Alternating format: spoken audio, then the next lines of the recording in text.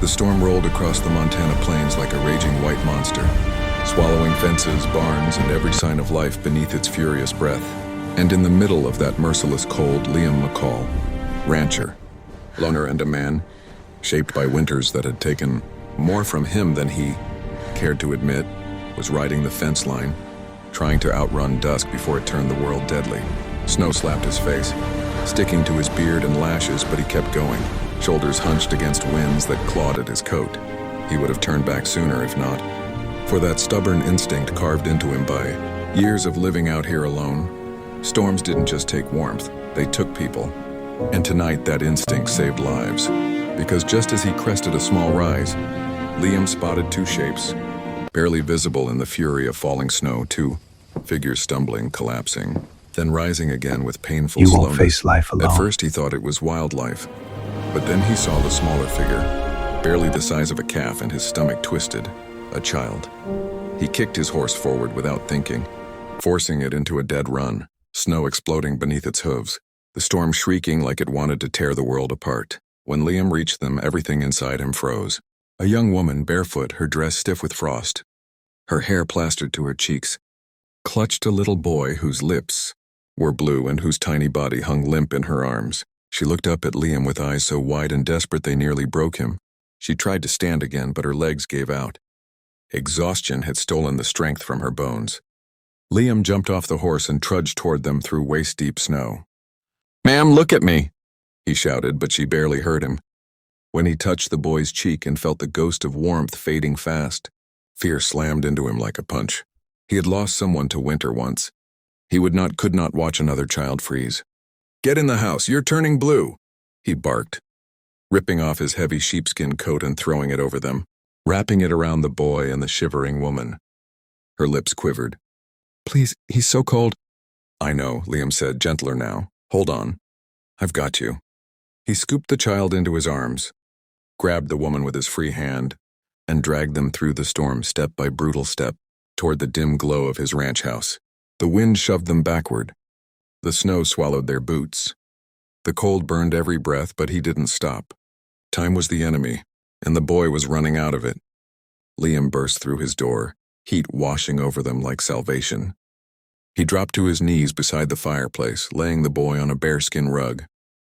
He wrapped him in blankets, rubbing his arms and legs, coaxing life back into his tiny body.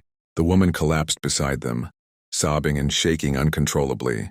Minutes crawled by, agonizing. Fragile minutes, until the boy's chest rose with a stronger breath. Then another, then another. The color crept back to his cheeks, and only then did Liam allow himself the relief of a long, shuddering exhale. By morning, after a night where he didn't sleep a single second, the storm had quieted. The cabin was warm, filled with the comforting crackle of burning pine, and Liam sat in an old rocking chair beside the little boy. Clara, the woman, had fallen asleep with her head beside her son's body, as if afraid that if she moved even an inch he might vanish. When the child finally opened his eyes, squinting at the ceiling beams, Liam leaned forward. "Morning, little man." The boy blinked, confused. "Where are we?" "Safe," Liam answered. Clara woke instantly, panic rising and falling the moment she saw her son awake. She pulled him into her arms with a sob of relief. After breakfast, Clara finally shared the truth. They'd been living alone in a remote cabin after losing her parents. When the storm hit suddenly, the chimney clogged, smoke filled the cabin, and she'd fled into the blizzard with nothing but instinct. Fear had driven her into the storm. Fate had led her to Liam's lantern. "You can stay here," Liam said, surprising even himself, "till the storm passes, till you figure out what you need." Clara tried to protest. "I don't want to be a burden." "You're not." The days that followed were unlike anything Liam had expected. Evan, the little boy, followed him everywhere, into the barn, to the stables, to the woodpile, his laughter filling corners of the ranch that had been silent for far too long. Clara helped in the cabin, cooking, cleaning, mending old shirts with delicate hands. Her gentle presence warmed the house in ways the fire never could.